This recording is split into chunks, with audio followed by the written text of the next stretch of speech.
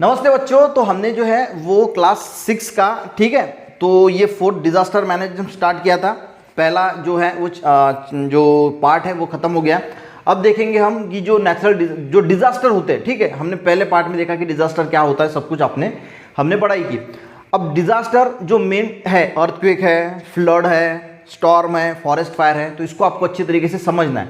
देखिए, कोई भी क्वेश्चन अगर पूछा जाता है कि भाई इफेक्ट क्या होते हैं उसके, ठीक है, इंपैक्ट क्या होते हैं उसके, इफेक्ट क्या होते हैं, कोई भी नेचुरल डिजास्टर है जैसे अर्थक्वेक हो गया, फ्लड हो गया, तो प्रॉपर्टी का नुकसान ये तो कॉमन है, ठीक है, जाने जाती है जो है वो लोग मरते हैं, ठीक है, ये भी एक कॉमन है। तो कुछ कॉमन चीजें उसमें से निकाल लेना, यानी अगर आप एग्जाम के पॉइंट ऑफ व्यू से देख रहे हैं तो आपको लिखने में जो है वो ज्यादा दिक्कत नहीं जाएगी। अब देखते हैं अर्थक्वेक। तो पहला क्या नेचुरल डिजास्टर या की अगर हम बात करें तो ये है अर्थक्वेक। अब अर्थक्वेक की अगर हम बात करें तो अर्थक्वेक आता क्यों है, ठीक है, तो अर्थ देखिए ये पूरी जमीन है मान के चलो, ठीक है, अर्थक्वेक की हम बात करते हैं तो इसमें से हमें पता है कि कुछ जो मेन सेंटेंस होते हैं वो हमें याद रखना है, वही इंपॉर्टेंट होता है। जैसे कि देखिए, movement in the interior of the earth release tremendous amount of energy. अब ये अर्थ है तो इसके अंदर यानी इंटरनल पार्ट में कुछ मूवमेंट्स होती है, ठीक है, ये मूवमेंट्स कंटिन्यू चलती रहती है और इसकी वजह से क्या होता है, बहुत ज्यादा अमाउंट पे एनर्जी रिलीज होती है और उसकी वजह से ये जो एनर्जी रिलीज होती है इसकी वजह से वो यहाँ पे वाइब्रेशंस क्रिएट होते हैं और उसी को हम क्या बोलते हैं, अर्थक्वेक। तो समझ में आना चाहिए कि ये अर्थक्वेक आता है जमीन के ऊपर, पर इसकी जो चीजें हैं वो कहाँ पे शुरू होती है, इंटरनल पार्ट के, अर्थ के अंदर जो है वो कुछ मूवमेंट्स होती है और उसकी वजह से बहुत ज्यादा अमाउंट में एनर्जी रिलीज होती है and this cause seismic wave. अब देखिए ये जो वर्ड है सेस्मिक वेव, ठीक है, जैसे पानी होता है, ठीक है, हम समंदर में जाते हैं तो लहरें वेव्स आती है, ठीक है, तो पानी क्या है, मूव हो रहा है, एक जगह से दूसरी जगह भी जा रहा है, उसकी वजह से वो वेव्स क्रिएट हो रही है। वैसी ही जो है वो वेव्स देखिए, this cause seismic wave leading to the movement of earth surface, और ये जो यहाँ पे इंटरनल पे जो मूवमेंट हो रही है उसकी वजह से सेस्मिक वेव आती है और seismic wave leading to the movement of earth surface, और इसकी वजह से यहाँ पे जो है वो क्या होता है, मूवमेंट ऑफ अर्थ सरफेस, जो अर्थ की सरफेस है इसकी मूवमेंट होती है, अर्थक्वेक आता है। जब अर्थ के ऊपर मूवमेंट होती है तो हम घर हिलते हैं, कभी बिल्डिंग्स गिर जाती है, उसमें लोग दब के मर जाते हैं। तो ये शुरू कहाँ से होता है ये आपको समझना होगा कि इंटरनल पार्ट में, अर्थ के नीचे अंदर इंटरनल पार्ट में कुछ मूवमेंट्स होती है जिसकी वजह से वेव्स क्रिएट होती है, उस वेव्स का नाम आपको जो है सेस्मिक वेव होता है, ये याद रखना है, ये कंसेप्ट याद में रखना है कि सेस्मिक वेव आती है और उसकी वजह से फिर अर्थ के ऊपरी सरफेस पे ट्रिमर्स आते हैं, शेकिंग होता है, क्रैकिंग अप होता है, ये सारी चीजें अर्थ सरफेस पे होती है और इसी को हम क्या बोलते हैं, अर्थक्वेक। तो इसका रीजन क्या है, इंटरनल पार्ट के, अर्थ के इंटरनल पार्ट यानी अंदर कुछ मूवमेंट्स होती है और जिसकी वजह से ये सेस्मिक वेव आती है और उसकी वजह से फिर अर्थ के सरफेस पे जो है वो ट्रिमर, शेकिंग अप, जो ट्रिमर्स है ये जो है वो हलना जो है वो हो जाता है, ठीक है। सच वाइब्रेशन और quaking in earth crust is known as earthquake. ये जो वाइब्रेशन क्रिएट होती है इसी वाइब्रेशन को हम क्या बोलते हैं, हम बोलते हैं अर्थक्वेक। अर्थक्वेक समझ में आ गया तो आपको इसमें सेस्मिक वेव जो है वो याद रखना है, ये बहुत इंपॉर्टेंट है, ठीक है। It is believe that beside other causes the manmade causes, अब ये तो हो गया नेचुरल चीजें, ठीक है, ये तो नेचुरल चीजें होती है, इसी के साथ बोलते हैं the construction of big dams, बहुत ज्यादा जो बड़े बड़े धरण बनाए जा रहे हैं उसकी वजह से चाइना में सबसे बड़ा जो है वो डैम्स बनाया गया, उसकी वजह से अर्थ का एक्सिस जो है वो टिल्ट हो गया, उसकी रोटेशन पे उसका इंपैक्ट गिर गया। तो ये सारी चीजें इंटरनल भी उसको कॉज करती है और उसकी वजह से भी अर्थक्वेक आते हैं। तो मैनमेड चीजें जो है, इंसान ने बड़े बड़े धरण बनाए तो इसकी वजह से माइनिंग होती है, माइनिंग यानी खुदाई, पेट्रोल वगैरह निकालने के लिए, नेचुरल रिसोर्सेस निकालने के लिए जो माइनिंग की जाती है, कंस्ट्रक्शन किए जाते हैं बड़े बड़े डैम्स, उसकी वजह से भी अर्थक्वेक आता है। क्लियर। अब इसके इफेक्ट क्या होते हैं, इफेक्ट क्या होगा, अर्थक्वेक आया तो क्या इफेक्ट होगा, देखिए डिस्ट्रक्शन ऑफ इंफ्रास्ट्रक्चर, भाई बहुत बड़ी बड़ी बिल्डिंग्स है, ठीक है, वो गिर जाएगी, तो डिस्ट्रक्शन हो रहा है इंफ्रास्ट्रक्चर का, डिस्ट्रक्शन यानी खत्म हो रहा है, इंफ्रास्ट्रक्चर खत्म हो रहा है, that is building, bridge, road, railway track, ये पूरे बर्बाद हो जा रहे हैं, ठीक है। उसी के बाद change in the direction of the flow of river, अगर कोई रिवर एक डायरेक्शन में फ्लो हो रही है तो उसका डायरेक्शन जो है वो चेंज हो सकता है अर्थक्वेक की वजह से। Huge loss of life and property, और लाइफ, लोग मरते भी है तो लाइफ का भी लॉस होता है, प्रॉपर्टी का भी लॉस होता है। तो यहाँ पे अर्थक्वेक आपको ज्यादा चीजें नहीं, आपके लेवल पे इतनी की भी चीजें, ये सेस्मिक वेव बहुत इंपॉर्टेंट वर्ड है, इसको याद रखना, ठीक है। नेक्स्ट देखते हैं फ्लड। अब फ्लड फ्लड यानी जो बाढ़ आती है जिसको हम पूर बोलते हैं, तो वो क्या होता है, देखिए बहुत ज़्यादा अगर बारिश हो गई, बहुत ज़्यादा बारिश हो गई, तेज़ की बारिश, तो बहुत ज़्यादा पानी इकट्ठा होगा और वो फ्लड के द्वारा जाएगा, यानी बाढ़ आएगी, उसकी वजह से भी प्रॉपर्टी का लॉस होगा, कंस्ट्रक्शन का लॉस होगा, प्रॉपर्टी, ये जो इसकी इफेक्ट है ना, ये सारे इफेक्ट आप वहाँ पे लिख सकते हैं, ठीक है।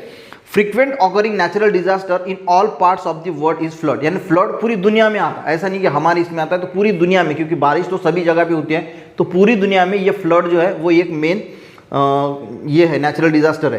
Due to the excessive rain in the same place, अब यही एक ही जगह पे अगर बहुत ज़्यादा हेवी रेन हो गया तो क्या आएगा, फ्लड आएगा।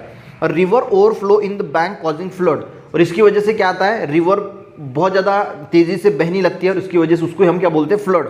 The water drainage system in big cities fall short when there is heavy rainfall. Water drainage system यानी क्या होता है, देखिए वाटर जो गिरता है तो वहाँ पे जो है वो ड्रेनेज सिस्टम होता है कि जो बारिश का पानी है वो निकलने के लिए।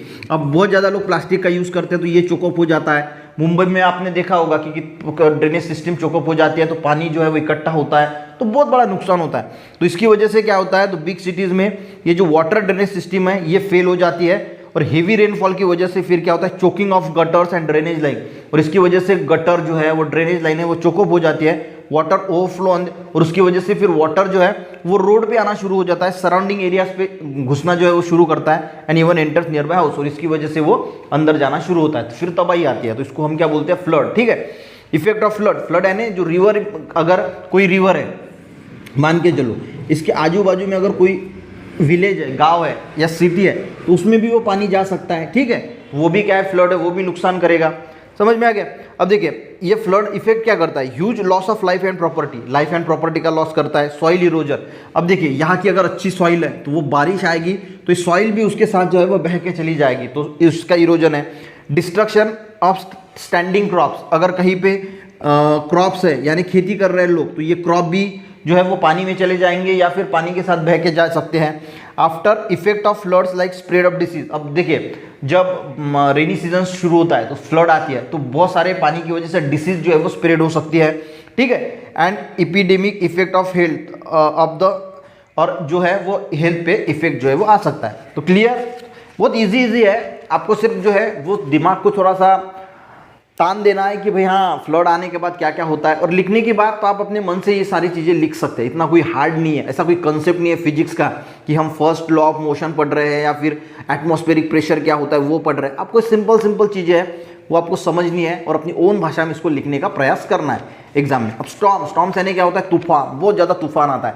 अब ये तूफान आता क्यों है, तो जो एटमॉस्फेरिक प्रेशर है, देखिए प्रेशर, एटमॉस्फेरिक प्रेशर का मीनिंग क्या होता है, अब ये इंसान है, ठीक है, कोई इसके ऊपर जो हवा है ये यहाँ से भी प्रेशर लगा रही है, पूरी तरफ से प्रेशर लगा रही है, ठीक है, इसको हम क्या बोलते हैं, प्रेशर एक्सर्टेड, जो प्रेशर एक्सर्ट कर रहे हैं किसी पे उसको हम एटमॉस्फेरिक प्रेशर जो है वो, आपके हिसाब से आप इतना याद रखना कि उसको हम एटमॉस्फेरिक प्रेशर बोलते हैं।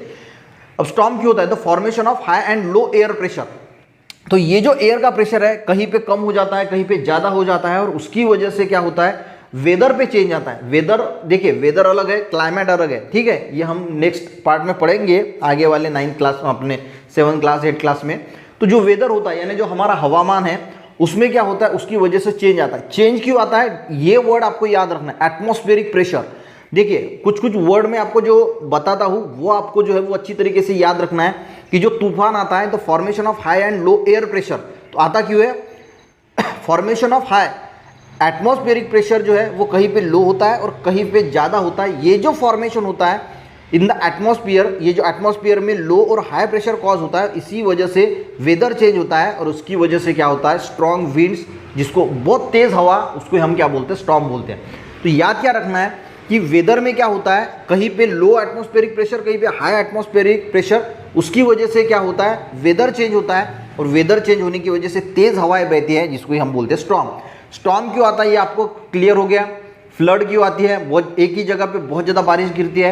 अर्थक्वेक में क्या होता है, इंटरनल मूवमेंट में जो है, इंटरनल अर्थ के अंदर जो है वो मूवमेंट होती है, उसकी वजह से सिस्मिक वेव आती है, उसकी वजह से अर्थक्वेक आता है। अब इसकी इफेक्ट क्या है, स्टॉर्म के, तूफान, पहले तो लाइफ की और प्रॉपर्टी की जो है वो डिस्ट्रक्शन होगा। Great damage in the storm affected region, जहाँ पे स्टॉर्म आता है वहाँ पे जो है वो बहुत ज़्यादा इफेक्ट होता है। ट्रिमेंडस लॉस, अब ये तो कॉमन ही है, life and property. Destruction of electric supply जो है वो तूफान आता है तो वायर वगैरह टूट जाती है इलेक्ट्रिक सप्लाई से, तो उसका भी नुकसान हो सकता है। डिस्ट्रक्शन ऑफ ट्रांसपोर्ट कम्युनिकेशन, अब देखिए हम मोबाइल वगैरह यूज़ करते हैं, कहीं पे टावर अगर गिर जाता है उसकी वजह से, तो उसका भी डिस्ट्रक्शन है। ट्रांसपोर्ट के लिए यानी कुछ चीज़ें ट्रांसपोर्ट है, कम्युनिकेशन, तो ये सारी चीज़ें इफेक्ट करती है। अगर आपको लगता है तो आप और भी उसमें जो है वो ऐड कर सकते हैं, आपके मन से जो जो आपको लगता है वो सारा चीज़ें आपको ऐड कर सकते हैं। अब नेक्स्ट देखते हैं फॉरेस्ट फायर। अब देखिए फॉरेस्ट की जो फायर है वो अपने आप भी लग सकती है या कोई इंसान वहाँ पे जाके लगाएगा तो भी लग सकती है, यानी ये नेचुरल भी हो सकती है और मैन मेड भी हो सकती है। देखिए forest fire is an uncontrol fire in the forest. Uncontrol यानी हम उसको फिर कंट्रोल नहीं कर सकते, वो बहुत बढ़ती जा सकती है।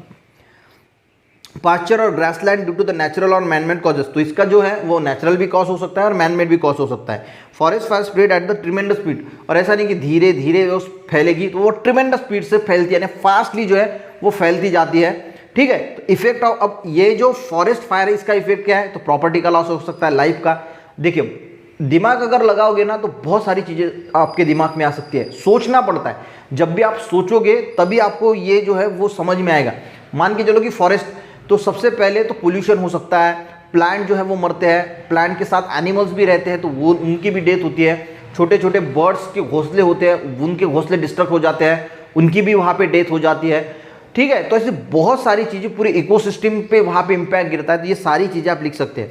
देखिए great damage to natural wealth and biodiversity, biodiversity यानी जो अलग अलग प्रकार के प्लांट वहाँ पे मौजूद होते हैं तो उनको बोला जाता है बायोडाइवर्सिटी, या एनिमल्स अलग अलग प्रकार के जो है उसको हम बोलते हैं बायोडाइवर्सिटी, तो वो भी नुकसान होती है। हमारे नेचुरल जो वेल्थ है वो भी, पोल्यूशन क्रिएट होता है, तो ये सारी चीज़ें जो है वो होती है फॉरेस्ट फायर की वजह से। आप और भी लिख सकते हैं अगर आपको लगता है एग्जाम में, तो कोई दिक्कत की बात नहीं होती। अब डिजास्टर मैनेजमेंट यानी क्या होता है, देखिए डिजास्टर मैनेजमेंट यानी आपकी स्कूल है, वहाँ पे एक पढ़ाने वाले होते हैं और एक मैनेजमेंट करने वाले होते हैं, जो आपकी एडमिशन कराएगी, आपका सिलेबस अच्छी तरीके से हो रहा है कि नहीं उसको मैनेज करेंगी, आपके जो बाकी की चीज़ें होती है, स्पोर्ट्स है उसको मैनेज करेगी, तो उसको मैनेज करेगी। अगर कोई प्रॉब्लम्स आ जाती है तो उसको कैसे फेस करना है इसके लिए कमेटी होती है।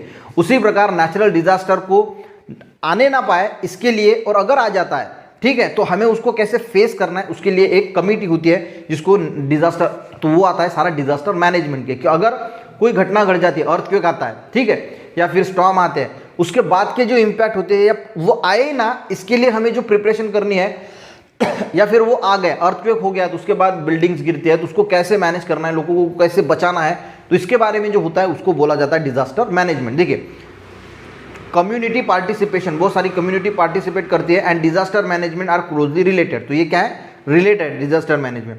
Taking steps to prevent disaster, सबसे पहले क्या करना है, हमें कोई डिजास्टर ना हो इसके लिए प्रिवेंट करना, यानी कुछ प्रिकॉशंस लेनी है। And making plan to face disaster, और अगर डिजास्टर आ जाता है वो तो अब हम प्रिवेंट करने की कोशिश भी करेंगे, पर हमारे हाथ में होता नहीं, तूफान अगर आए तो इंसान कुछ कर नहीं सकता जो कुछ कर सकता है वो किया, उसके बाद भी तूफान आया तो हमें क्या बनाना है, प्लान्स बनाने हैं कि हम उस डिजास्टर को कैसे फेस कर सकते हैं। ठीक है, disaster and developing the capacity for that, और हमारी जो कैपेसिटी है उसको डेवलप करना यानी पूरी यंत्रणा। अगर फ्लड आ जाती है तो पहले ही 15 दिन से 1 महीना पहले हमें पता है कि रेनी सीजन आने वाला है, फ्लड आएगी, तो पहले ही प्रिपरेशन करके रखना है। पूरी जो व्हीकल्स होती है, जो बचाने वाली टीम होती है, वो पहले ही अगर प्रिपेयर रहेगी, कहीं पे जगह पे फूड नहीं मिलेगा तो वो फूड, सारी चीज़ों की अगर हम पहले ही पूरी तैयारी कर लेते हैं तो उसको क्या बोला जाता है, डिजास्टर मैनेजमेंट। यानी देखिए पहला क्या है, टेकिंग द प्रिवेंट करना है डिजास्टर को, दूसरा मेकिंग प्लान फॉर डिजास्टर, यानी अगर कैसे फेस करना है डिजास्टर उसका प्लान पहले बनाना है, एंड डेवलपिंग द कैपेसिटी, और हमारी पूरी कैपेसिटी जो है वो डेवलप करनी है, उसको बोला जाता है डिजास्टर मैनेजमेंट। देखिए टू प्रिवेंट और reduce damage cause by natural और मैनमेड डिजास्टर, इसकी वजह से क्या होता है, हम जो डैमेज हो रहा है उसको रिड्यूस कर सकते हैं, कम कर सकते हैं, क्योंकि अगर हम पहले ही प्रिपरेशन करेंगे तो नेचुरल और मैनमेड डिजास्टर से हम बच सकते हैं। Emergency planning and management required, emergency में क्या करना है इसकी भी पूरी प्लानिंग वहाँ पे की जाती है, तो उसको मोटा मोटा क्या बोलते हैं, डिजास्टर मैनेजमेंट। ठीक है, अब यहाँ पे कौन कौन से इंस्टीट्यूट एट वर्क, देखिए नेशनल डिजास्टर मैनेजमेंट अथॉरिटी, ये 2005 में एक नेशनल डिजास्टर मैनेजमेंट अथॉरिटी का एस्टेब्लिशमेंट किया था 2005 में। It undertakes planning and implementation of disaster management work, ये क्या काम करती है, तो अगर कहीं पे डिजास्टर आता है तो उसके पहले क्या करना है, यानी अगर आने के पहले अगर फ्लड आती है, अर्थक्वेक होता है तो उससे पहले हमें क्या मैनेजमेंट करनी है, क्या प्रिवेंशन लेना है, ये भी डिसाइड करती है। और अगर वो चीज़ें हो जाती है तो उसके बाद क्या प्लानिंग करनी है, क्या वहाँ पे इम्प्लीमेंटेशन करना है, ये सारी चीज़ें नेशनल डिजास्टर मैनेजमेंट अथॉरिटी जो है 2005 में जो इस्टेब्लिश की है ये काम करती है। तो आई थिंक आपको ये जो है वो क्लियर हो गया। नेक्स्ट लेक्चर में हम पढ़ेंगे रेमेडियल एंड प्रिवेंशन मेजर, तो क्या क्या हम रेमेडीज़ कर सकते हैं और क्या प्रिवेंशन मेजर ले सकते हैं इस डिज़ास्टर मैनेजमेंट के लिए, तो वो कल के इसमें जो है वो हम ये कंप्लीट कर देंगे। फिर उसके बाद एक्सरसाइज देखेंगे और उसके बाद हमारा जो 5th लेसन है वो भी स्टार्ट कर देंगे।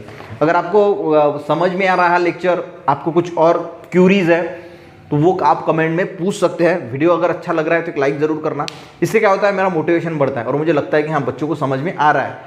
अपने दोस्त हो गए तो उसके साथ भी शेयर करना, क्योंकि ज़्यादा व्यूज़ आएंगे, ज़्यादा लाइक्स आएंगे तो मेरा मोटिवेशन और बढ़ने के लिए मदद होगी। और चैनल ही अभी तक सब्सक्राइब नहीं किया तो चैनल को सब्सक्राइब कर लेना। मिलते हैं नेक्स्ट वीडियो में, तब तक के लिए जय हिंद।